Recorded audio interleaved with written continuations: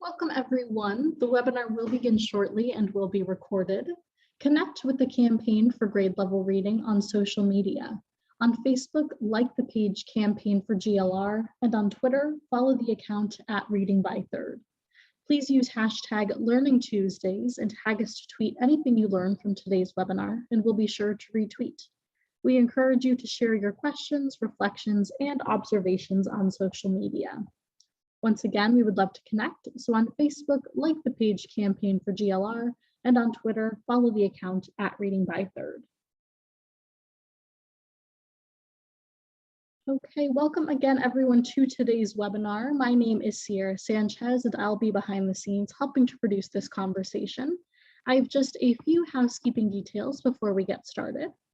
First, we would love for you to introduce yourself, so please use the chat box at the bottom of the screen to share your name, city or state, and your organization. All attendees are in listen-only mode, but we encourage you to post any questions that you may have during the conversation into the Q&A box. This webinar is being recorded and will be made available to all who registered, and all resources that you see shared as links in the chat will be compiled and shared in a follow-up email to all webinar registrants as well. Finally, we'll be posting a brief on-screen evaluation during closing and highly encourage you to respond. This helps us with our commitment to continuous improvement. Finally, before we begin, I would like to call your attention to our upcoming GLR Learning Tuesdays webinars. Later this afternoon at 3 p.m., we invite you to join us again for a session co-sponsored by Learning Heroes, focused on centering equity in homeschool relationships with lessons from research and innovative districts.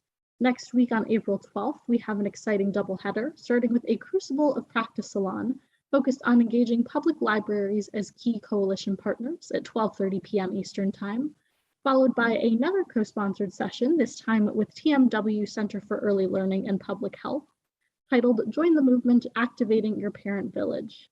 April 19th, we invite you to another Funder to Funder conversation on building hope and opportunity, philanthropy's role in catalyzing children's savings account.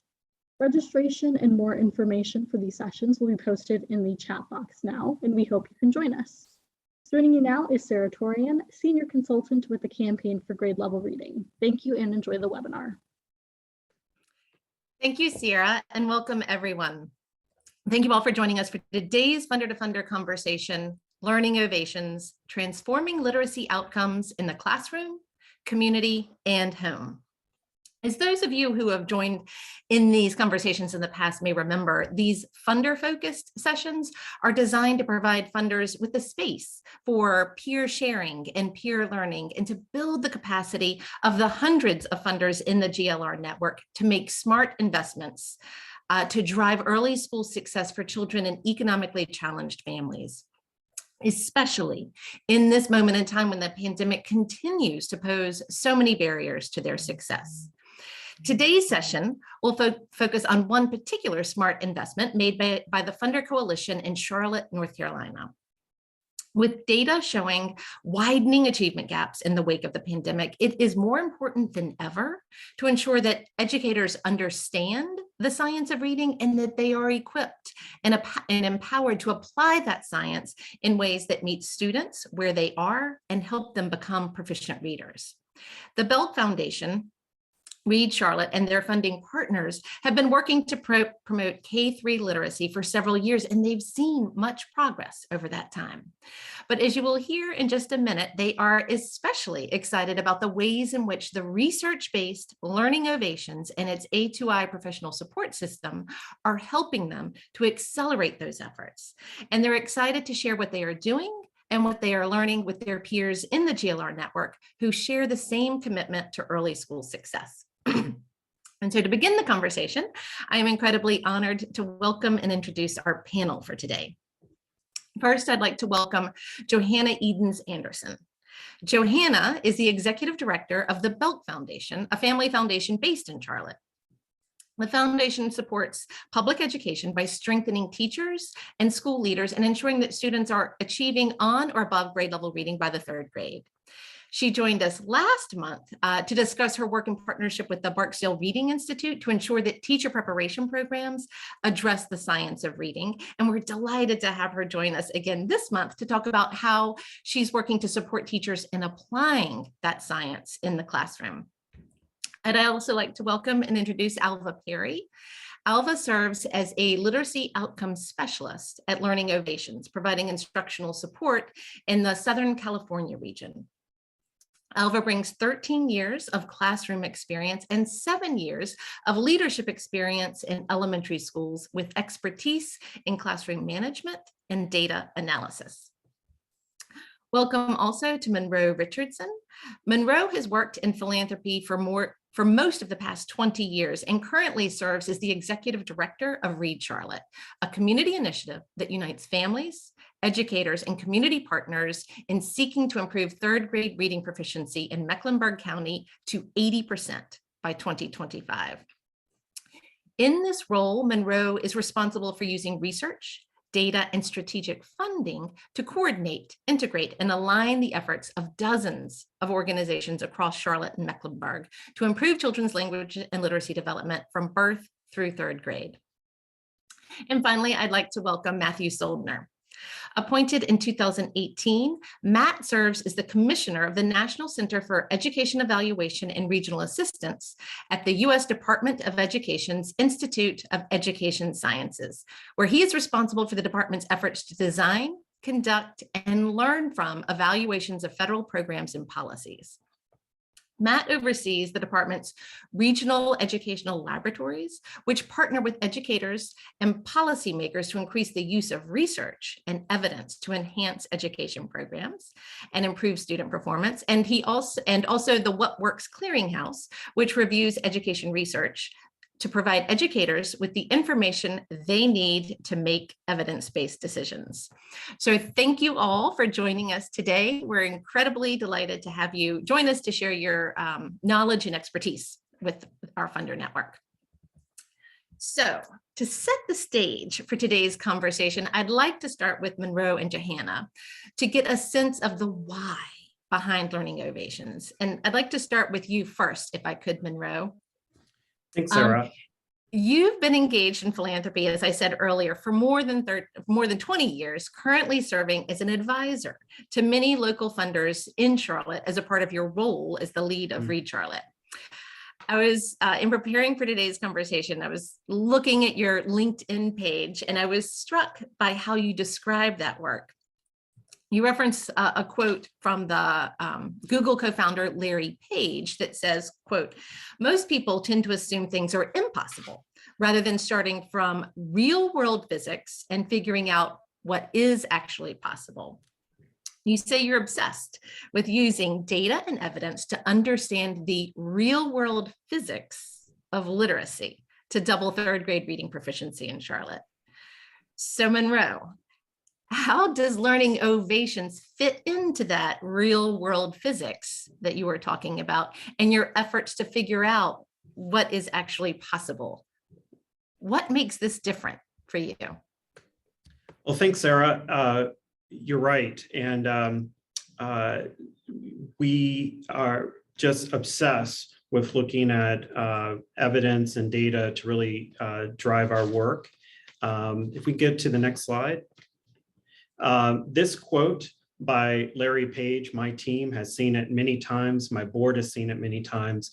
We know that improving reading has been an effort that is not new. We've spent, a couple of decades trying to do this. And when I started at Read Charlotte 7 years ago, many people told us that, gee, this is just too hard for you to actually be able to do. How in the world are you ever going to get 80% of your third graders reading at grade level? And so, we look at evidence, we look at data, and we have reviewed hundreds of academic papers to try to understand what are the real world physics of literacy? What are the things that we know that if we do them can lead us to helping improve outcomes, particularly for the most vulnerable children in our communities. So 5 years ago, after reviewing hundreds of papers, we came across a remarkable body of work that we began to watch and we began to follow. And I'm excited to share with the audience today what we found and what has been groundbreaking for us at Read Charlotte and is guiding our work today and could help guide the work of funders and communities across the country as well. So next slide. So this slide, many of our audience may be familiar with this. This is called Scarborough's Reading Rope. It's been around for over 20 years. And this does a really good job of summarizing in one picture the various aspects of how children become skilled readers, both by developing language skills, but also by developing word recognition skills that allows us over time to become automatic readers, very skilled, focus on understanding what we're reading. However, the challenge with this is that although it gives us a very good general picture of how children learn to read, it doesn't answer the question on its own, how do you help the child that's right in front of you learn to read with their specific challenges? How do you help a group of children or a classroom full of children or an entire school of children? And so that's also a critically important question. And that's what I want to talk today about. Next slide. So 5 years ago, in the summer of 2017, I came across a remarkable body of work by a researcher named Dr. Carol Connor. And Dr. Connor focused on this particular question of how do we effectively teach children to read? She started with over 2,000 hours of classroom observation from pre-K to third grade over 5 years to figure out really, the mechanics of how we effectively teach children to read. And she found something really important and really remarkable that not enough people, I believe, understand, but could incredibly power the work of all of us trying to improve reading proficiency across the campaign. Next slide. So what did Dr. Connor find? Well, what she figured out was that there were 4 different types of reading instruction. There's reading instruction that teaches what are called code-focused skills. These are skills that help kids decode or get the words off the page. But then there are instruction that teaches kids meaning-focused skills. That's vocabulary, that's comprehension, that's writing. But there are 2 different modalities for instruction. The first is what she called teacher manage, and we've called adult manage.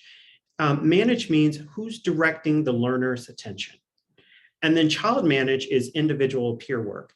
And what Dr. Connor figured out is there are 4 different types of instruction, that these types of instruction are interacting, they're feeding upon each other, but that different children need different mixes, different balances, different proportions of these 4 types of reading instruction at any point in time on their route to becoming proficient readers. Now, not only did Dr. Connor figure out these 4 types of reading instruction, but she also figured out another really important element. Next, is that there's an interaction. There's an interaction between children's reading skills and these 4 types of reading instruction. And that when you're looking at reading skills, you want to look at the 3 major areas together: word reading, vocabulary, and comprehension together. And that the child's reading skills are actually interacting with those 4 types of reading instruction. So on the one hand, you've got the 4 types of reading instruction interacting with each other. They're also interacting with children's reading skills that are changing over time. It's an incredibly dynamic process, but one that Dr. Connor was able to figure out and document from those 5 years, 2,000 hours of classroom instruction or instruction and observation. So let's contrast this with sort of a popular way that we talk about children and reading. Next slide. So many of our audience probably is familiar with this equation. This is called the simple view of reading. And it simply says that reading comprehension is the product of decoding and language. This came from Guff and Tunmer. It came out, the first paper, in 1984.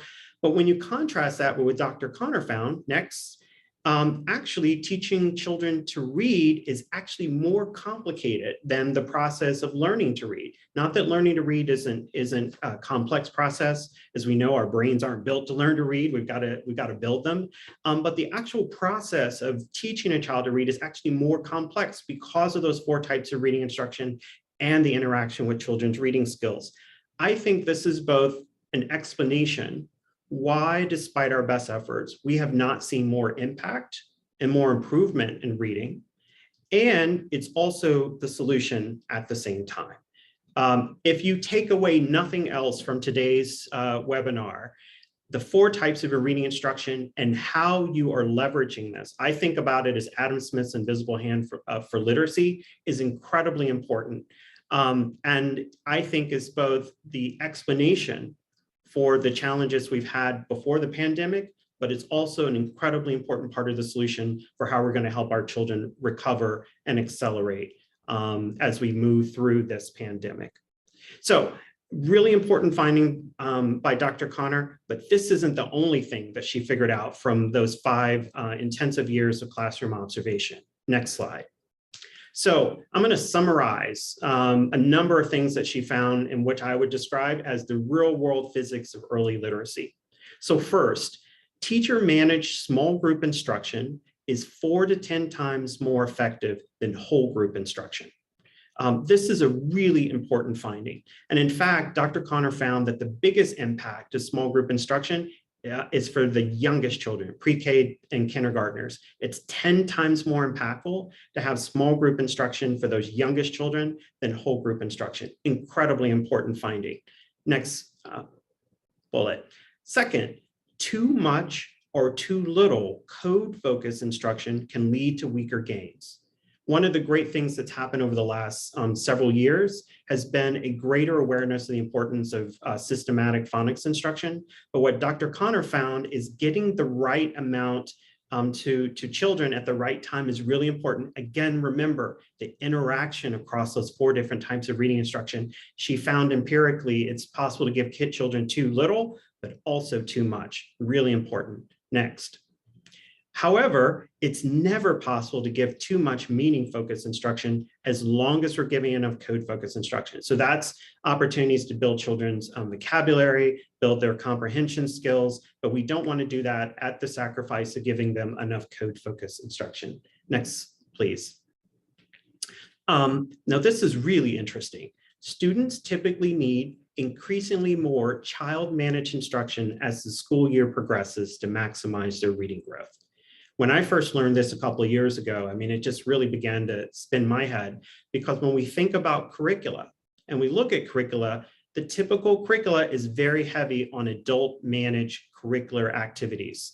And so, however, if children need increasingly more child managed instruction as they go through the academic year, that means we really need to pay attention and think about what are the instructional materials that we're using to make sure that children are getting that right balance across the 4 types of reading instruction. Next. This is interesting and really important.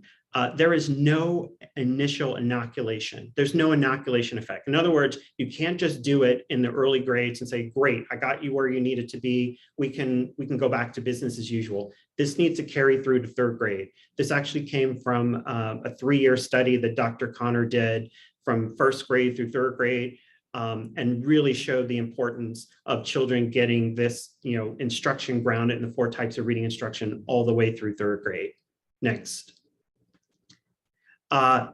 Higher quality classroom learning environments produce greater impact, greater gains in reading, even with the same amounts of literacy instruction. Dr. Connor and her colleagues were able to show empirically that there is an interaction between the types of literacy instruction children receive and the quality of the learning environment. Very important, they're interacting together. It's not enough just to get the literacy instruction right, but it's also important to also pay attention to the quality of the learning environment. Next. Intervening quickly when students need help yields greater improvement in reading.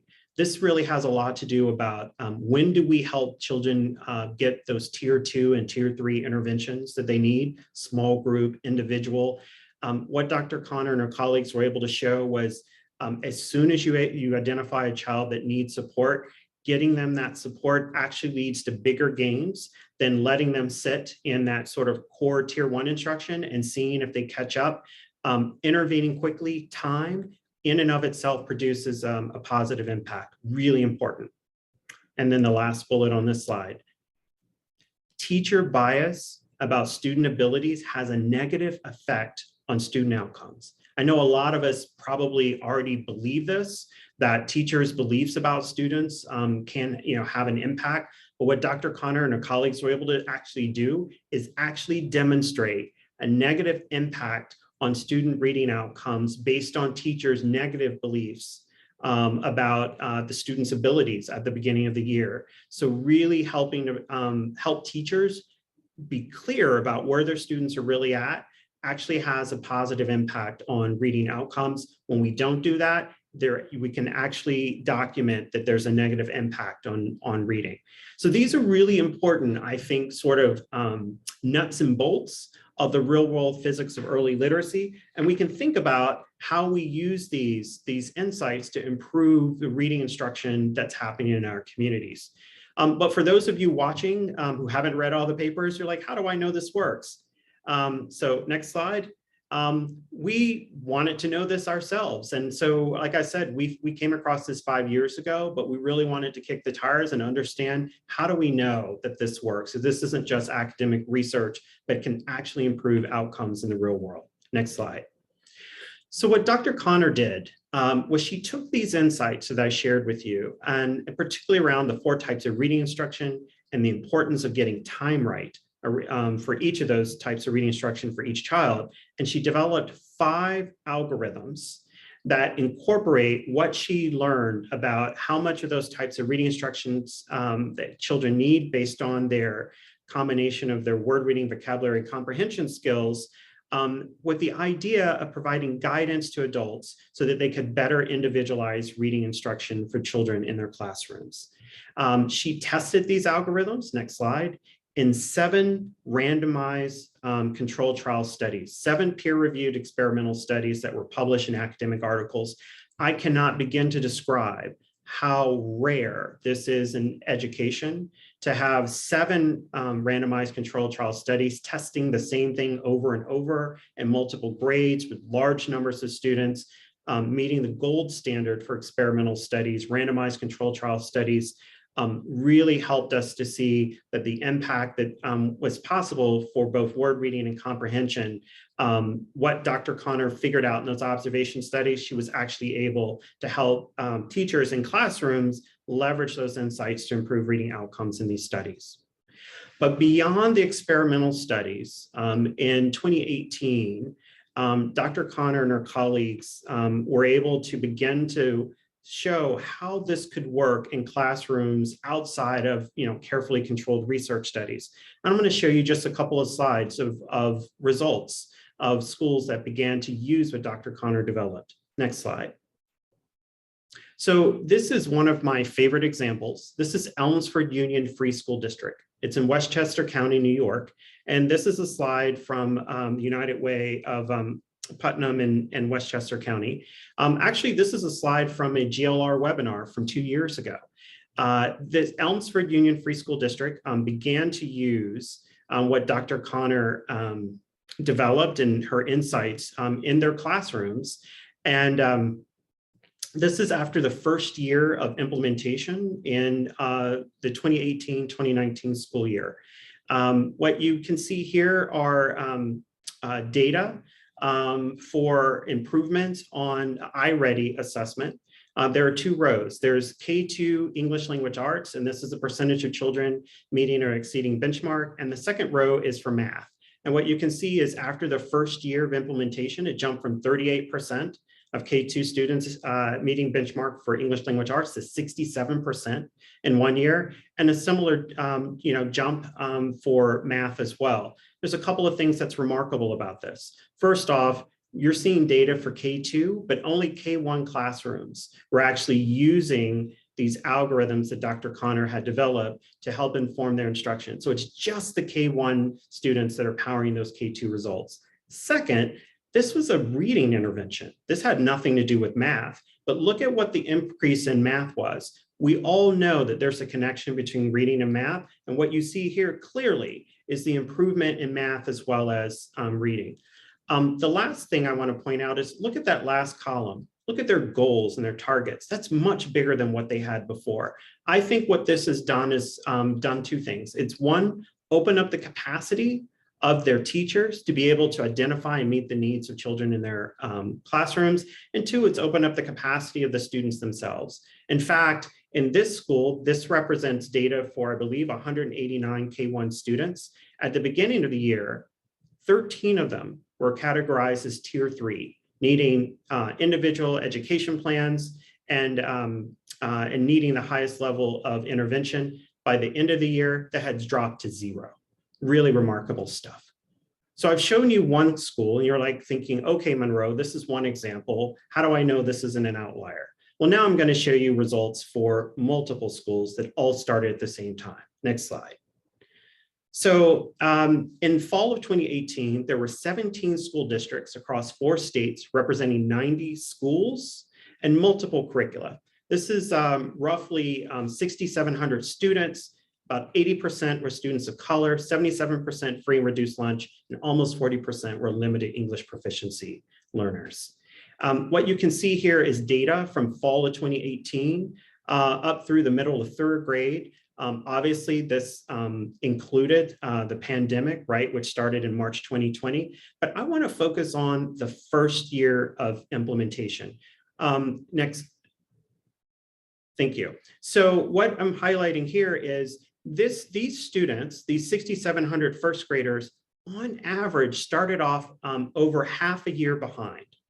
But by the end of the first year of implementation, these students on average were at a beginning 2nd grade level. In my work, this is like Picasso for literacy. You don't see interventions or efforts like this, solutions that are able to move the needle like this for students. But like I told you, we're focused on the real world physics of literacy. And my team in particular really challenged me and said, Monroe, we know that averages sometimes hide things. We want to know what this looks like for students who started off at different levels. So this is what it looks like for students at different levels. Next slide. What you can see here are 3 lines. The blue line are first graders who are at the lowest level. These students actually started at a late pre-K level.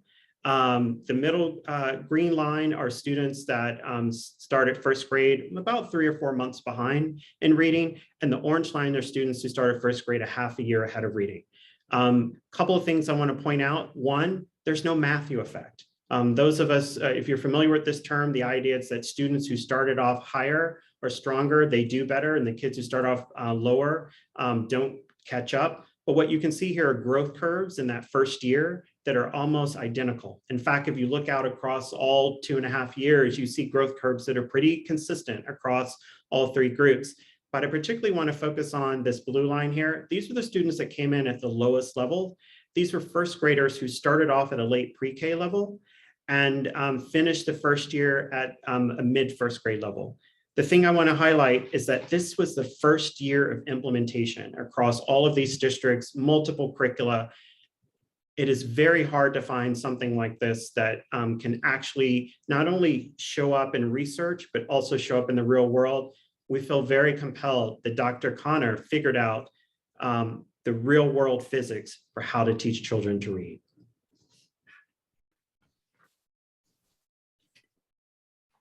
I'm speechless. That's amazing. I mean, the results and the data that you shared is really impressive. And I can see why you view this as the Picasso and the real world physics and are so excited to share it with our network.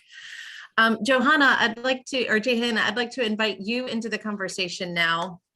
For the funder perspective, through the Belk Foundation's investments in Read Charlotte, you are a part of a group of funders that have helped to bring learning ovations to the Charlotte and Mecklenburg community.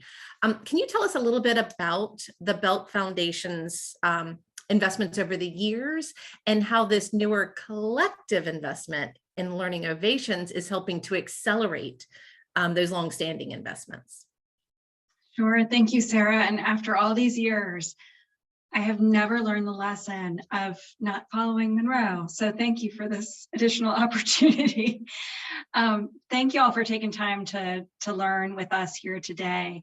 As Sarah mentioned in my introduction, the Belk Foundation is a private family foundation that primarily funds in our own backyard in Charlotte, North Carolina, which means that we work with organizations that support students and educators in Charlotte-Mecklenburg schools. Over the years, we've realized the significance of state policy in what we're trying to achieve here locally. So we also have a concerted portfolio that focuses at the state level on research and advocacy. Our two focus areas are early grade achievement and excellent teachers and leaders. And while there are certainly some strategies that we support in early grade achievement that are outside of the schoolhouse, we have an abiding belief in the power of effective instruction. In a bit, you're going to hear more about the suite of solutions that are fueled by the A2I research, which also include resources for families and out-of-school time providers. What I'd like to acknowledge here is that it is incredibly rare to have a truly evidence-based platform that serves as a common engine for all the settings and people who support a child's reading development. I know other funders on this call can relate. It's not unusual for us to support summer learning, tutoring, after school, family and caregiver strategies, in-school instructional support and PD, where each program is using a different instructional approach and collecting different data to support students. And it's really frustrating for everybody involved. I'll sometimes refer to this as having multiple spokes, but no wheel. And so sometimes we've taken approaches where we try to help our out-of-school time and tutoring partners to gain access to the data that is collected in schools, only to confront issues related to timing delays that make the data only somewhat useful, maybe for summative evaluation, but not at all useful or in the moment for instructional decisions.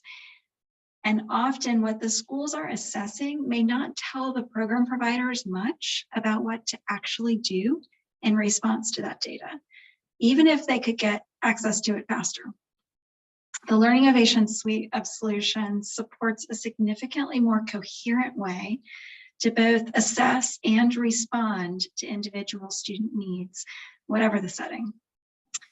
Another major way that learning about the research behind Learning Ovations has shaped our foundation and my own personal understanding is that the framework subsides the science of reading, balanced literacy, tug of war. A common thread that you'll see in those, let's face it, downright exasperating debates is this false dichotomy between whether phonics or language comprehension are more important.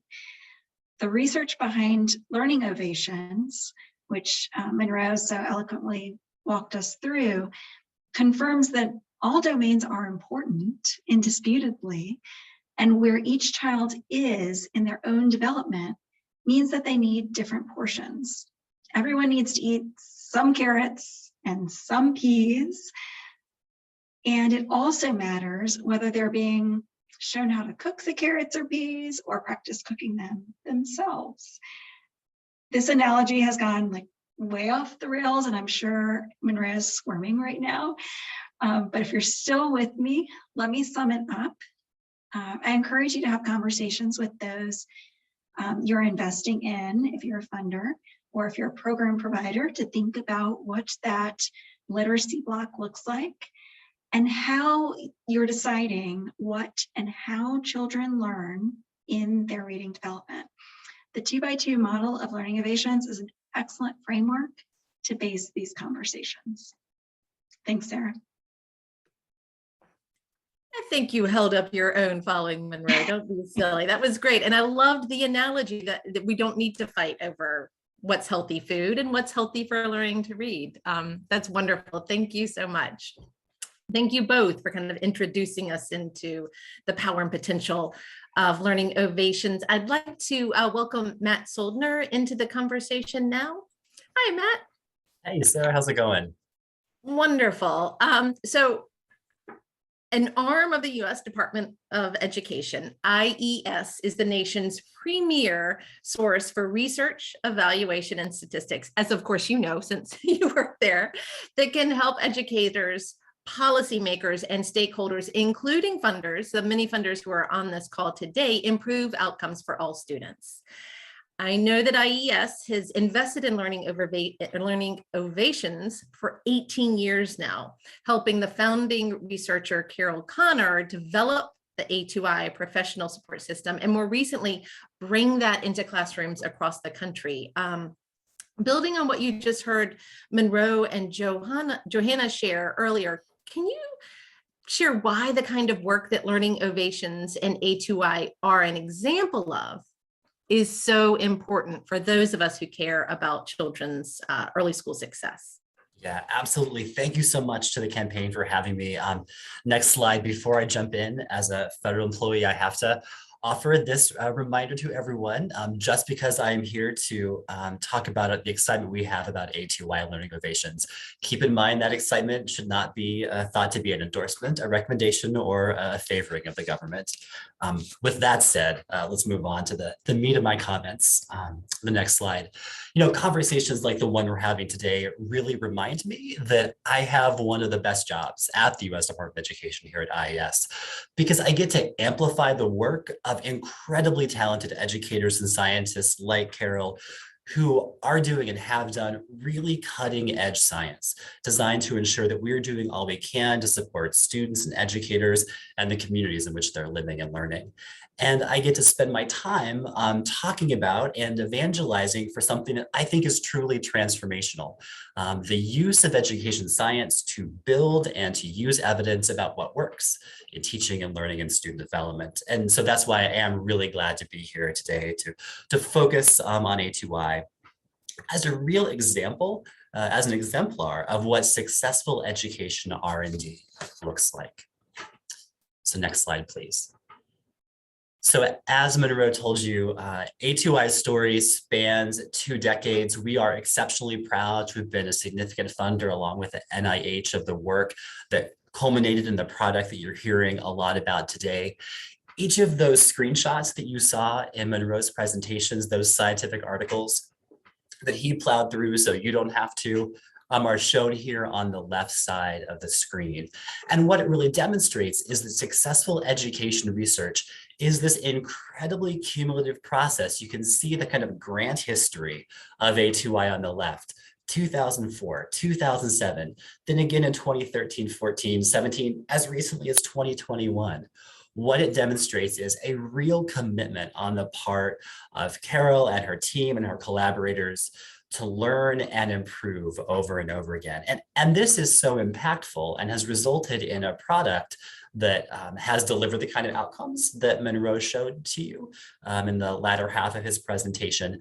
This is so impactful because what Carol and her collaborators were able to do through a series of smart science and good investments and deep observation in the classroom and collaboration with those educators, they're able to bring together these things that you see on the right side of the screen.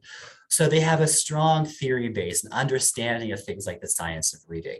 They're pairing that and combining it with really rigorous research. Monroe talked about how rare it is to see 7 RCTs, and that's very much the case. We'll talk more about that in a second, but pairing this theory with rigorous research to test how it's playing out in the classroom. And then really critically, not just figuring out the science of it all, right? But what Monroe calls the algorithms, thinking about how do you take the science and the discovery and translate that into a usable solution to a real life problem of practice that teachers are having in the classroom or that folks are having in the community if they're in a CBO setting. And as Monroe said, those algorithms, things we would say are differentiation, personalization, really bringing all of this together into a single package, really creating something that has not just the potential to transform education in a single classroom or in a single out-of-school program, but has the potential to scale and impact the lives of students really in ways that sometimes rigorous research doesn't. So with the next slide, I didn't come here just to extol the virtue of rigorous research, although I'll do that. I came here to make an ask of you, because the story of A2I, the example that A2I represents, is something that is all too unique in education R&D. But you, as funders and folks who are connected to funders, can help us change that. So to that end, if you're a funder, on the next slide, I know most of you are, I have 3 things to ask of you. I hope they are not too much. So first, when someone comes to you and wants your support in funding the implementation of a program or practice, please be sure it's evidence-based. Now, not everything is going to have gold standard RCTs behind it, but the most responsible innovators are going to be able to show you how they are on a path to building evidence using rigorous methods that will help improve their product. 2, consider every grant you make an opportunity to contribute to evidence building, to contribute to that research base. That may not mean funding RCTs, given where you sit in the world, but do know that whenever you have the opportunity to shape a grant such that something is learned about outcomes, about efficacy, about implementation, your investment is multiplied when that learning is captured and shared in forums like this. So don't miss the opportunity to make every grant a learning experience. And then finally, on this slide, I'd ask you to be a public banner carrier, for lack of a better word, for evidence use and for evidence building. All of you have wonderful professional networks across the country. You have place-based community networks. Be that advocate for evidence-based practice and for building evidence about what works on behalf of our students. This kind of work in the funder community can make all the difference. Now, I know some of you are not funders. I was able to keep track of folks as they were saying hello in the chat. So if you're not a funder, on the next slide, if you're instead in the position to be making decisions about teaching and learning, I'd ask you to do a couple different things. First, be really critical of evidence claims and actively seek out products that have rigorous evaluation behind them and tack back to what we know about the science of teaching and learning. You know, particularly in foundational reading, we have really strong evidence for what works. And while there's still room for us to innovate and improve on how we implement that, how we support teachers to do that, we'd really strongly encourage you to turn back to that evidence whenever you can. Second, perhaps the hardest ask I would make of folks who are in buildings, classrooms, community settings. When you have the chance, or when you are approached by a researcher, someone following Carol's footsteps, and they ask you to participate in high quality research for programs and practices that have been based in strong science and you think will fit in your buildings, please consider it. In fact, I'd go so far to say, please say yes. We only get more A2Is. We can only build more evidence about what works for whom and under what conditions with your help, with active collaboration between students, educators, families, and education scientists. If you want to be able to hear this webinar in another domain, in another grade level, on another topic, participating in education research is what's going to help us do that good work. Thank you for that wonderful pitch for both the funders and the non-funders who are joining us. I hope it resonated with all of them and they'll join in this effort. I hope so. So what impact have you seen to date from IES's investments in learning ovations over the years? You walked through that kind of graph. What's the impact of that so far? Yeah, so I think, Monroe really showed you what it looks like when things like A2I get deployed at scale in classrooms, changing the experience of both students and teachers. And in the graph that Monroe showed you, those outcomes just aggregated by kind of student level really show that the products like that have a really deep research base and are proven really can make a difference. And the good news is this process that A2I went through to really rigorously test, continuously improve, solve real problems teachers have, kind of crack the nut of scaling the innovation. That is happening in other domains as well, beyond simply just A2I. So I asked my team, I said, what are some examples of things where this same approach that A2I has done in terms of building evidence has been really powerful in other domains? They gave us examples in reading and math and post-secondary education.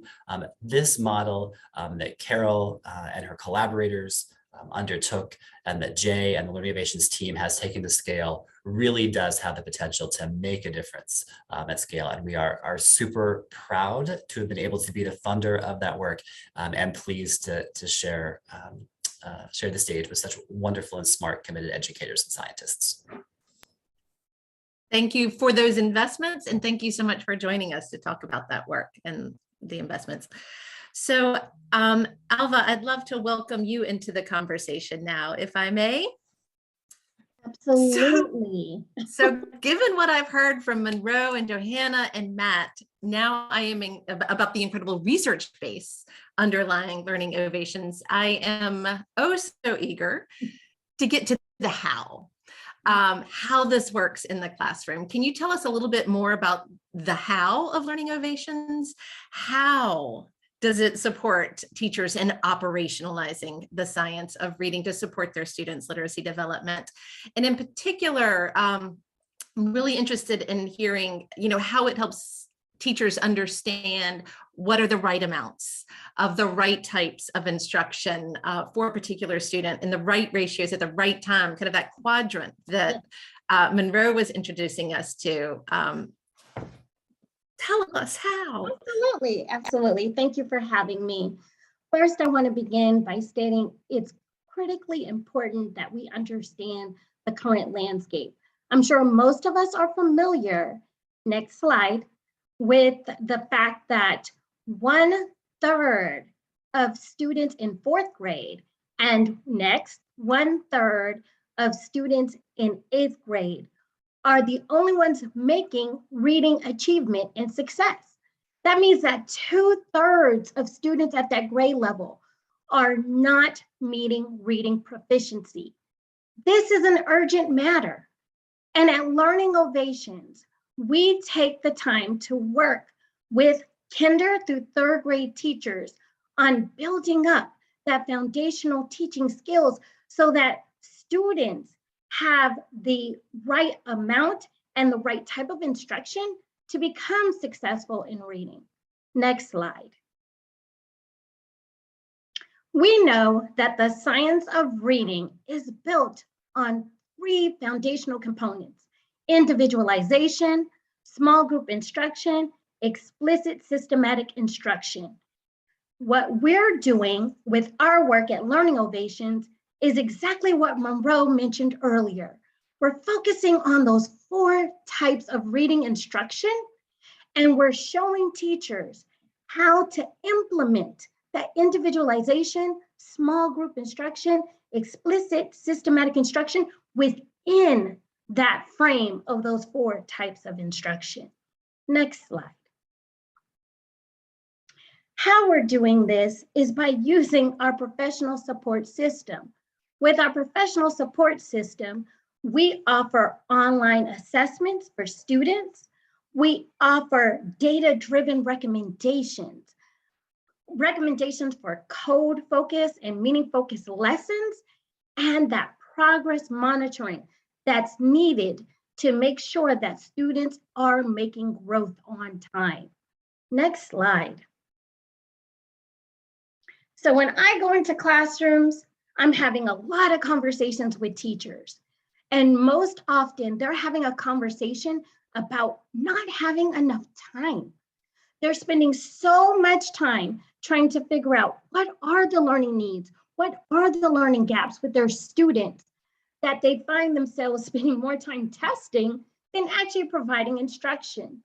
So there's a critical trade-off there where they're not having enough time to really provide those needed instructional guides for students. Next slide. So we at Learning Ovations, using our A2I assessments, have found a way to make it efficient and easy. We provide 2 different assessments, which are each only 8 to 10 minutes on average, time to administer. And with the word match game, we're measuring that vocabulary and word knowledge, and the teacher receives an age equivalency score for each student. And this is important so that they know in terms of their development, where they are in terms of their understanding of words. And then we have letters to meaning, which focuses on the decoding and reading comprehension. And that gives that grade equivalency so that we know what the baseline is, where they're starting, and what we need to do to move them along. And so with those 2 assessments, we find that teachers have a real strong evidence-based start to really critically improving reading instruction within their classroom. Next slide. Here is where our professional support system offers a unique benefit to our teachers. See, once they have their age equivalency and grade equivalency, they can use that to create a minute match. That's what we call it. And so what it is giving the right amount of time in that code focus, in that meaning focus, whether it is the teacher managed or child managed time. They give precise recommendations within the A2I platform that help teachers know what they need to do in order to improve those student outcomes. Next slide. So this is what it looks like on the platform, because a lot of people are like, what does that look like? Here it is. So what the platform helps the teacher to do is organize their small group instruction. And that saves a lot of planning time for the teacher and makes it really systematic. And so what it's doing is grouping students according to their grade equivalency. And then it's providing the minute recommendations needed in those 4 types of instruction, precisely for each child, and also giving an average group minute time needed so that students can meet their target outcome by the end of 3rd grade, and making sure that they meet their target outcome even for the year by the end of June. Next slide. So what also is critically important to point out is that we need to act fast as educators. A lot of times when we have data, it goes cold. By the time we figure out what's going on, the child is already in a different place in their development and learning. Here, the progress monitor helps the teacher to individualize the plans for each student and gives them an indicator in real time if they are on track to meeting their progress. It helps the teacher to know, do I need to intervene? Do I need to accelerate? And it helps the teacher to adjust their instruction right there in the moment as needed. Next slide.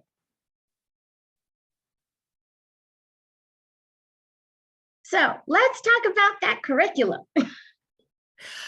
Right. So perfect segue into my next question. So is this a program or a new curriculum that a school system or a school would have to adopt?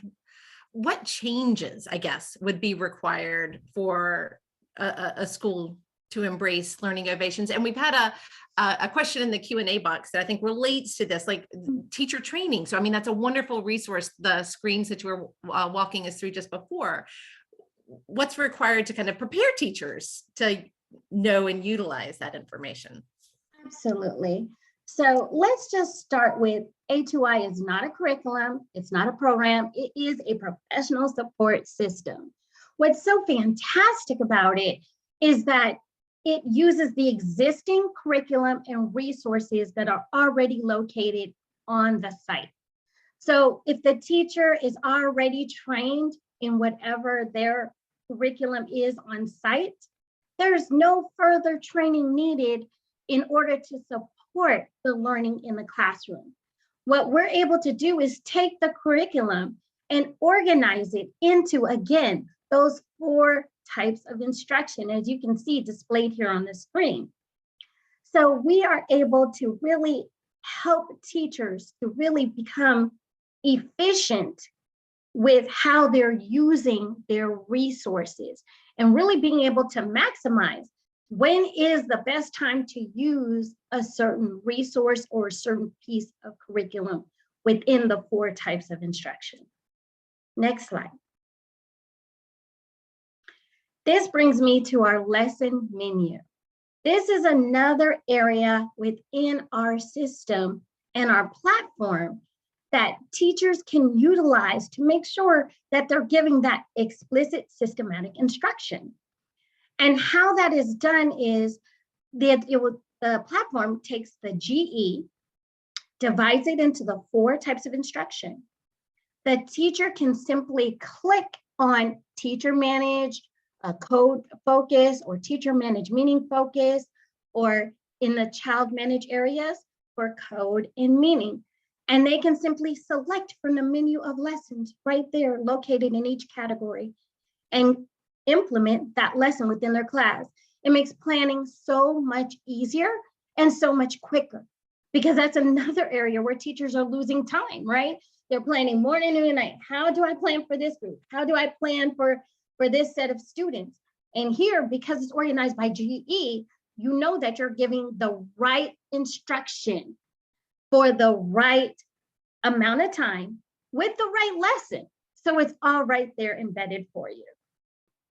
Next slide. Thank you.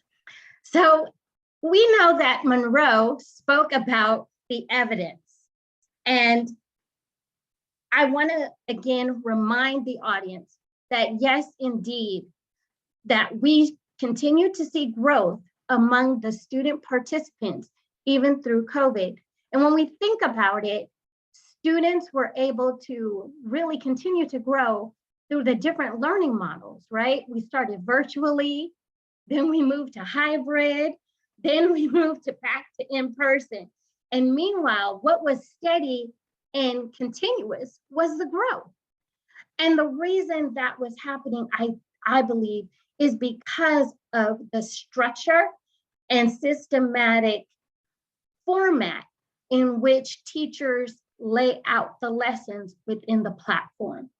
The teachers are able to really get to know their students because they know their GE and they are working with them in small groups.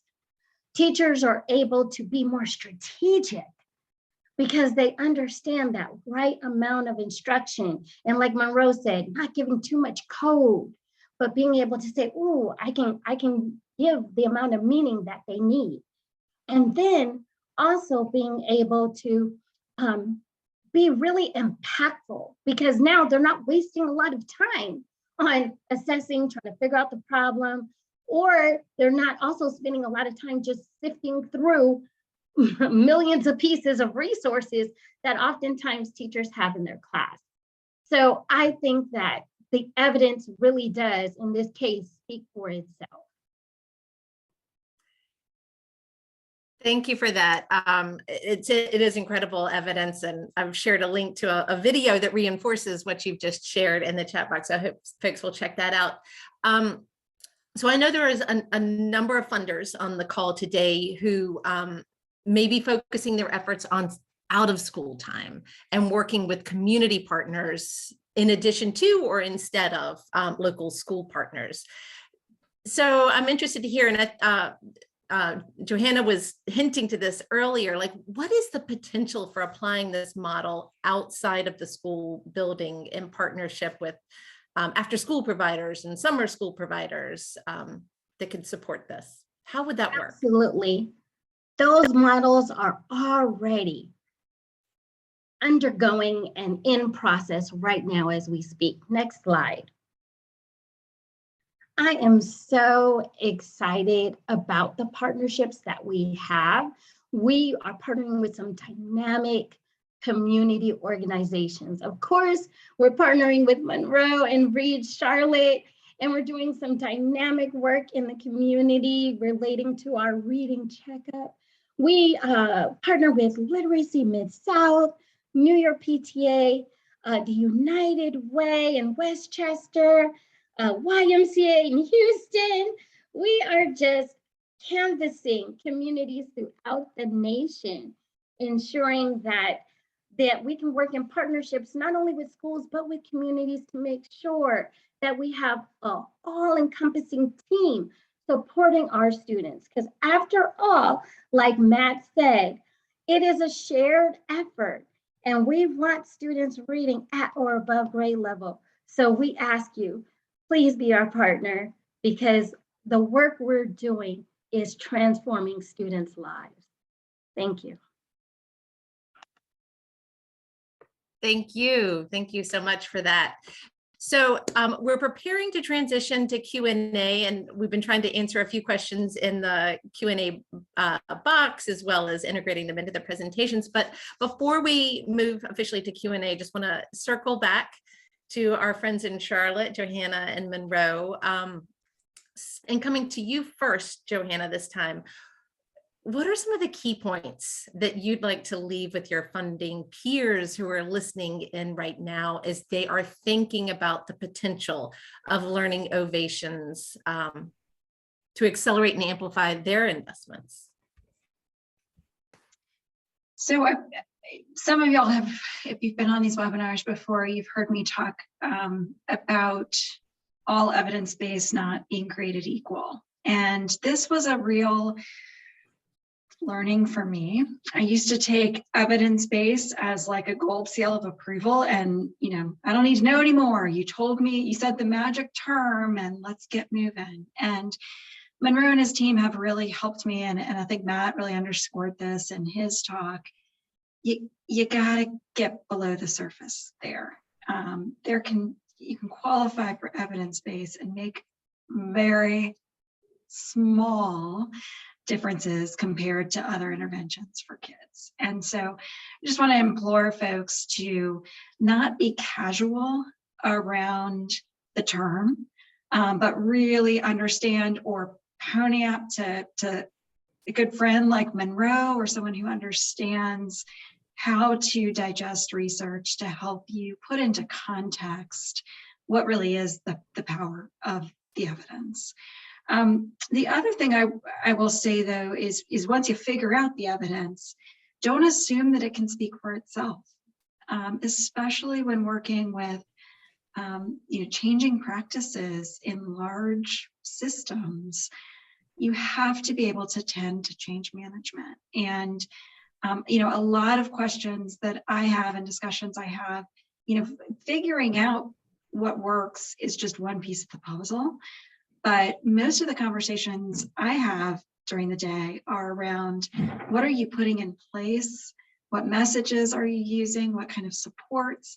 Really thinking through folks like to do a, empathy walk or, different design strategies. Really think about how, especially in the midst of everything that folks are dealing with, what's going to get them and keep them at the table and leaning into whatever change you're funding or expecting to happen in a system. So those are some kind of broad comments that could be, certainly applied to A2I in our experience here locally, but could also be applied to a lot of other funder strategies. You can't unmute. Thanks for that. Monroe, what would you add to what Johanna just shared? Yeah, I would second what Johanna said, particularly around the change management. It's one thing to find something that works or you think that works. And I think also sort of building on what both Matt and Johanna said, figuring out how to bridge that research to practice gap is really important. It's one thing to see something work in a controlled research setting. It's another to see it work in the messiness of the real world. And so we have to attend to that and pay attention to it. But a key part of that is the change management. Both sometimes it's organizational, but then sometimes it's, adult behavior. And, really thinking hard about that and paying as much attention and rigor to that part of the work, I think is also important. Thank you both for that. So, so we will transition to the Q&A portion of the conversation now, and I'd encourage all of you who are listening in, any questions you have about what you have heard shared today and the potential for applying this kind of a research-based program and A2I in the work you're doing. Please continue to post those in the Q&A box. One question, and Elizabeth Bowen asked it, and I know Monroe, you did address it in the Q&A box, but it was a question that came to mind for me when you were walking through the bullets on that slide. And so I thought some others who might have been listening in might have been wondering the same thing in terms of what you mean when you say that, the importance and the impact of a high quality learning environment. What does that look like? What would constitute a high quality learning environment to ensure that folks are meeting that? I knew that was the bullet that was going to get questions. I went back and looked at the paper this morning while I was eating lunch. So in that particular study, and it was published in 2014, they operationalized classroom environment along 3 dimensions. One was classroom organization. So is the teacher providing clear directions, clear rules for behavior, or their established classroom routines? Second, teacher responsiveness has a lot to do with their warmth, responsiveness, how they deal with discipline issues. And then the third dimension was support for language and vocabulary. And in this case, it was really instructional techniques that were beyond just sort of rote memorization of vocabulary, but was really about application, thinking about building content knowledge, background knowledge, and how they were encouraging the use of vocabulary and language. Those 3 sort of aspects of a high quality or a learning environment had an interaction with how those 4 types of reading instruction were used and were interacting with each other. And in short, you could have 2 classrooms, one where you have a high quality learning environment, one not as high, using the same levels of the 4 types of reading instruction and get different impacts. And it's because of the interaction between the learning environment and the specific literacy instruction. So, what I love about this work, and I'm just going to admit, I love empirical work. So Matt, I do think you have the coolest job in the world.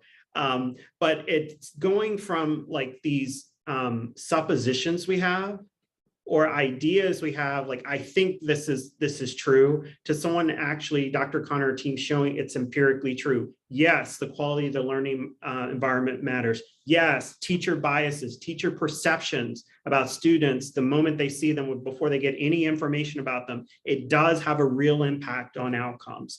And so, I think understanding that when we think about the investments that we're making as funders, or we're thinking about, the schools we run or the programs we run, it's really important to pay attention to those sort of real world physics of literacy and asking, how is it working for us?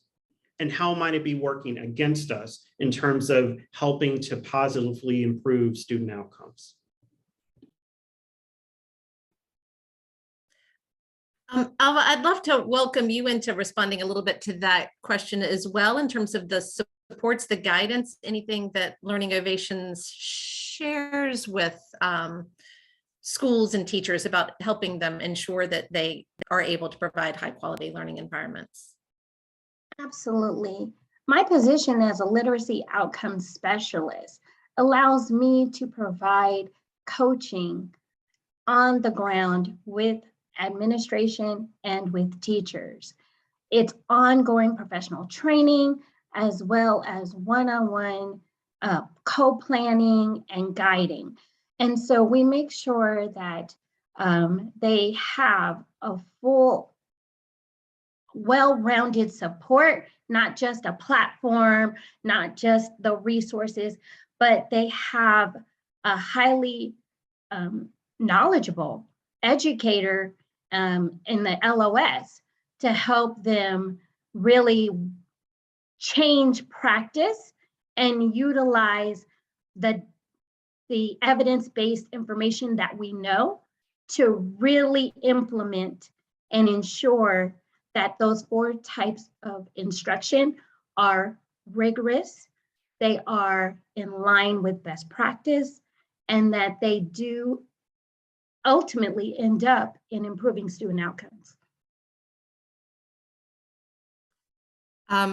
So here's another question I'd like to share, and it's a long one, so I'm going to go ahead and read it, make sure I get it just right. Philip Bevins asks, or states, first of all, logically, it might be thought that any system of organizing dynamic activities like teaching and learning will likely be more effective during a period of inherent disorganization, such as the pandemic, than doing without such a system of organization. Is there any other form of organization applied during the pandemic, the results of which can be compared with Learning Ovations, Not to criticize any way, but to seek evidence-based comparisons. So application of learning innovations during the pandemic and the impact that it was, positive impact it was able to show, any other types of programs that could be compared with that, trying to compare results as against a base case in such a period. It may be even more effective comparatively, I guess is what he's saying. So I don't know if you know of any other types, and this could be for you, Matt, as well, thinking about the wide range of studies that you have been looking at over the past 2 years during the pandemic. This is a really smart question and a hard one. I'm looking at my colleagues to see if anybody has a ready answer. I'm gonna go out on a limb and say there probably aren't great comparators. I mean, because Learning Ovations leverages the existing curriculum, right? I think it really is unique in ways. What came to mind immediately to me to Philip's question is products that have their own curriculum, but that are adaptive to student performance inside a module, right? So a fully adaptive teaching and learning platform. And again, that requires the adoption of a different curriculum and then the curriculum being used right in the classroom already. So I'm not sure if there is an exact comparator, although maybe Monroe or Alva or Johanna know of one. I do actually. I was ready for this. Nice. So, but actually we're gonna have to go outside the US. There's a great group called JPAL, which I love. They're all about evidence-based studies and randomized controlled trial studies. And there's a sort of interesting, I would say, parallel approach on the other side of the world. Was developed out of India, has spread into the African continent as well. But the heart of it is about individualized, targeted instruction. And while some of the approaches that they use are different, the heart of it is very, very similar. It echoes Learning Ovations and A2I. What I would say, though, is I think the question about through the pandemic, research doesn't happen that fast. I think you probably know that already. And so it's going to take some time for any of that to happen. I'm going to put, because I looked it up real quick, there's actually a wonderful video from JPAL on YouTube. My wife, just sort of data geek and literacy nerd I am, my wife watched it with me like 5 times the other weekend because I was like, look at this is amazing. But when you watch it, you're just going to hear echoes of what you heard today. And whenever you find work that is completely different body of work, literally on the other side of the globe, that's coming at it very much around individualization, targeted work, and was high quality research. I believe for this particular body of work, JPAL has done 6 randomized controlled trial studies. Similarly able to like really help accelerate children around reading in really, really challenging environments. I think this is compelling in a way, for me at least, that further buttresses what we have here with the body of work that Dr. Connor and her colleagues so meticulously developed, with the support of IES over the years. Now I'm really interested in the fun things that you and your wife do over the weekends, watching 5 times this one video. Wonderful pair that you are. Anything that you would add, Alva or Johanna? No? So I have a question for you, Alva, then. Joe Welter is asking if you could briefly address the difference between kind of what a traditional classroom versus an A2I classroom would look like and feel like. Absolutely. A traditional classroom, and by the way, I was a site administrator for 7 years. And so I got an opportunity to see many varied different types of classrooms. And what I see, although I do see teachers attempting to provide explicit systematic support, I do see teachers trying to individualize. But what I see is that it's really a difference of time and structure. So what I will see in a traditional class is, students may be in small group, but they're in 20-minute rotation. And what we're learning from Dr. Connor's work is that time matters. It's what makes the impact. You could be in that 20-minute period of time giving too much code focus, and now your results are weakened. And so with the A2I classroom, it really is driven by that unique time factor that's making sure every group is giving that exact prescription. So it's really about precision, and it's really about effectiveness. Those are the two things that make a critical difference between a traditional classroom and an A2I classroom. Is there anything that anyone else would like to add to that? No.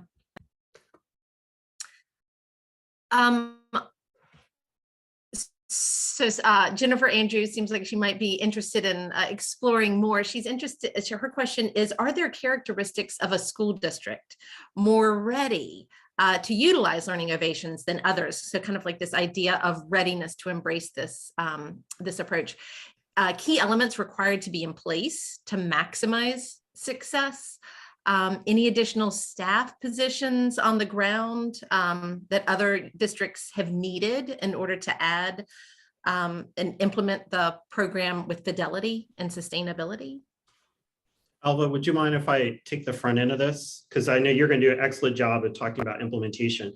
I've talked to a lot of people about this body of work over the last 2 years. And I would say one of the things that I've learned is it's sort of what Johanna and I were talking about earlier around change management.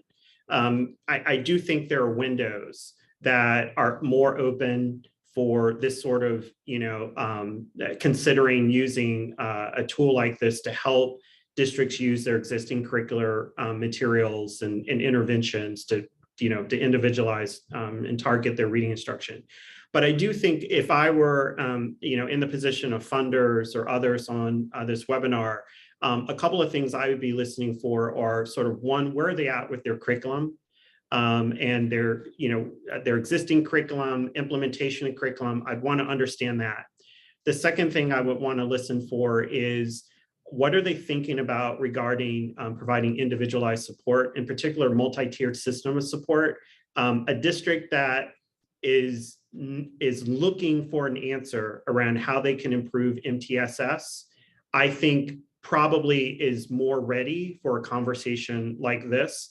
And then the third would probably be a conversation around, sort of where they're at regarding data use and professional development. I think all three of those sort of fit together, but I just want to highlight, because I know Alva's going to do a great job talking around like, how do you make this work? But I think readiness for the conversation, these are sort of the markers that I would listen for first, the curriculum, and especially MTSS. I've learned that over time, that a district that's actively looking, I have a curriculum, I'm looking for an answer on MTSS, is probably in a better position to like be open to the kinds of things that Alva would talk about.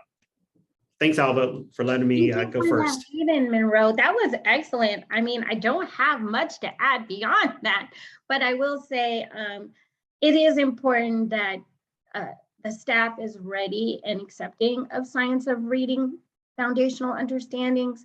That's also critically important.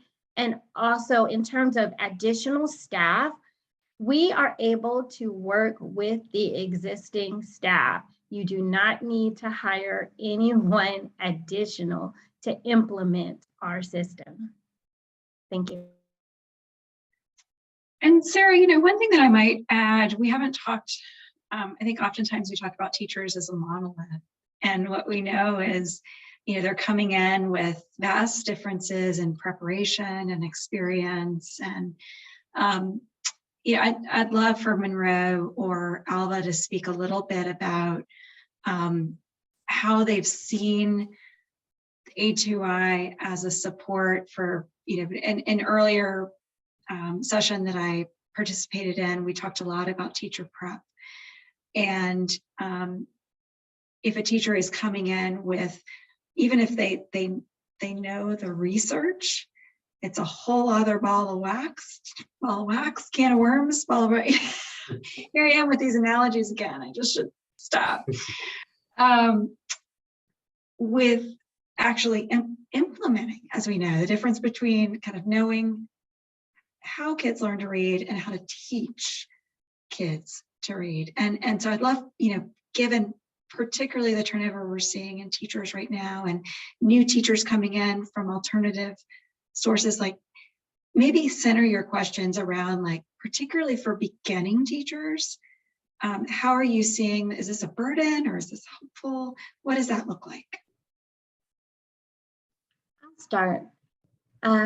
So I have the privilege of working with quite a few first-year teachers.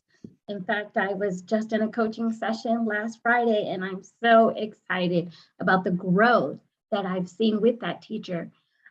Because I'm a literacy outcomes specialist, I'm able to work with a first-year teacher, a mid-career teacher, a veteran teacher, but with that first-year teacher, I oftentimes start with ensuring that they have the class structure that supports differentiation. So I'm in there with them, making sure, helping them understand how to effectively set up a classroom and how to build routines and structures that can support small group instruction so that the time they spend with our system and getting our professional support can be utilized with fidelity and can be effective. And so we offer that. And then I also offer huddles, which are our group professional development sessions, where we talk about concepts such as guided reading. We talk about concepts such as how do you teach phonics in a systematic way. We talk about how do you actually differentiate and what do you look for to make sure that students are receiving the right type of instruction. So what's really great about my position and what I really love is that I get to be that on the ground coach, walking you through wherever you are in your career to ensure and support you and make sure that your instructional practice grows as we continue on with our partnership. If I could just tack on real quick from the research side. So this is one of the research questions, like, does teacher background, tenure, experience, how much of an impact does this make on teachers using A2I and then the result, the relationship, the outcomes? The very positive news was they did not find an impact of teacher background experience. That's really important because, as I talked about, sort of that research to practice gap and the messiness of the real world, if getting impact using the A2I platform dependent on having 3 to 5 years of experience, well, then this is really a tool for more experienced teachers. It did not find an effect. Now, you still need PD, you still need the other supports, professional development, et cetera. But being able to be effective is not limited by the number of years of experience you have.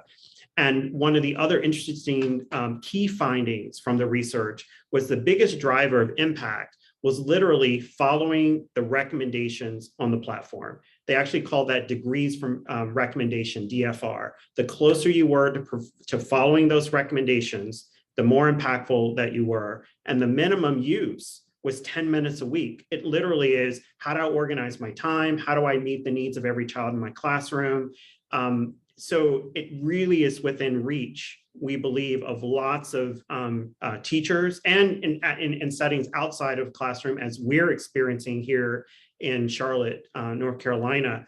So as Matt talked about before, the potential for scaling across teachers with a variety of backgrounds, we think is quite unique.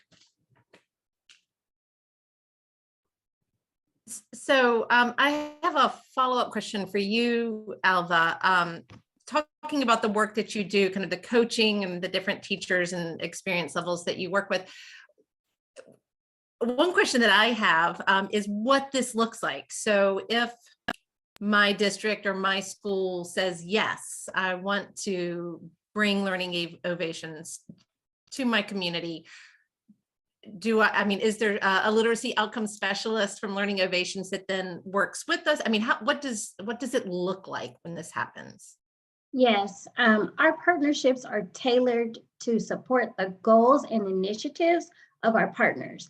And so each group or each district will receive a literacy outcome specialist, and we are ongoing support, and we walk side by side with you throughout your time in our partnership.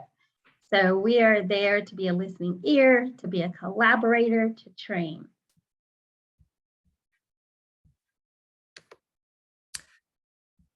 One other quick question that Dennis Williams has asked in terms of kind of student to teacher ratio are there recommendations or suggestions for what that should look like in utilizing A2I and learning innovations?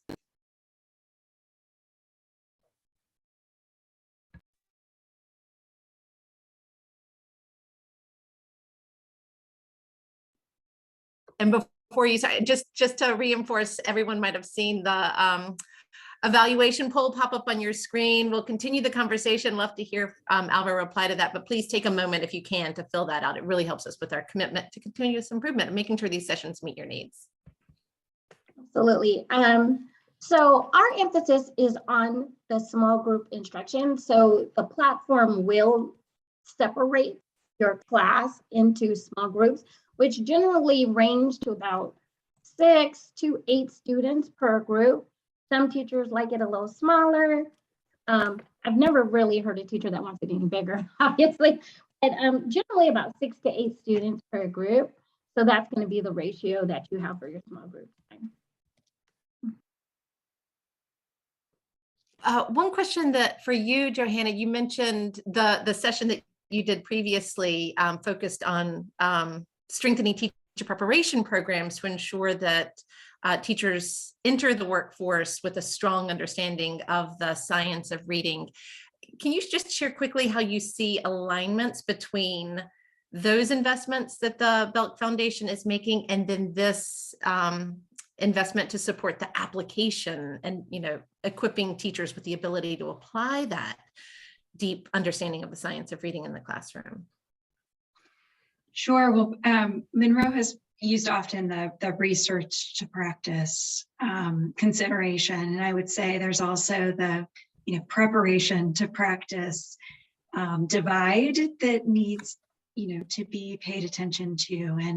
And there are incredible, I want to lift up another Charlotte pride, UNC Charlotte, the Cato College of Education there is really using evidence-based, truly evidence-based people, not just the sticker interventions for early clinical experiences with their candidates in helping them really kind of feel and act out what it is like to apply what they are learning about reading science into actually working with students. And so, you can't have one without the other. And I'm sure there are a lot of, national, but also locally focused foundations who are on this call. And so I just encourage you, foundations have this wonderful privilege to bring people to the table together and to identify where those system gaps exist and say, hey, everybody, we'll pay for lunch, get around the table. Let's talk about how we bridge these divides together. So definitely see, and given the robust, again, research and evidence base behind A2I, it's a language that prep faculty love to live in and speak. So there are a lot of wonderful connection points there. Thank you. Well, we are rapidly coming to the end of our 90 minutes together. So just a quick reminder before you log off to fill out the evaluation survey if you haven't had a chance to already. And then a huge, huge, huge thank you to all of our panelists today, to Johanna Anderson, to Monroe Richardson, to Matt Soldner, and to Alva Perry. Really appreciate you joining us to share this amazing new approach to support children in the classroom. And I'd also like to thank all of you who joined in to learn with me today. I hope you were as inspired by the potential of learning ovations in A2I to support adults in applying that science of reading. And I hope that you're hungry to learn more. Alva and her team stand ready to support you. If you have any questions, would like to learn more, I believe Alva will be posting in the chat box some contact information. We'll also include that in the follow-up email that will go out to all registrants so that you can reach out to Learning Ovations and the team there to explore the potential to partner with them, whether it's in the school system, out of school time, or other settings. And then I also encourage you to register to join us for future GLR Learning Tuesdays sessions.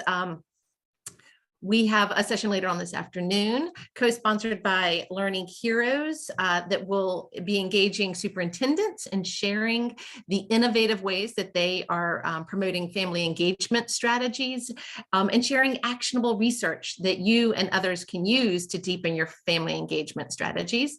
We'll have another double header next week, starting off with the Crucible of Practice Salon, exploring the ways in which public libraries can play a lead role in local literacy efforts. Followed in the afternoon, we'll continue our focus on parents and family engagement, inviting Dr. Dana Suskin and Yoli Flores to return to share the robust set of bilingual tools that they have developed to mobilize parents to fight for systemic change. And then the following week, we'll have another Funder to Funder conversation, building on last week's GLR Learning Tuesdays session, looking at the power and potential of child savings account, this time's focusing on the roles that funders can play to establish and scale these accounts. I hope you'll register and make plans to join us for those sessions. And until then, thank you all again for joining us, and thank you again to our panel. We really appreciate you joining us today.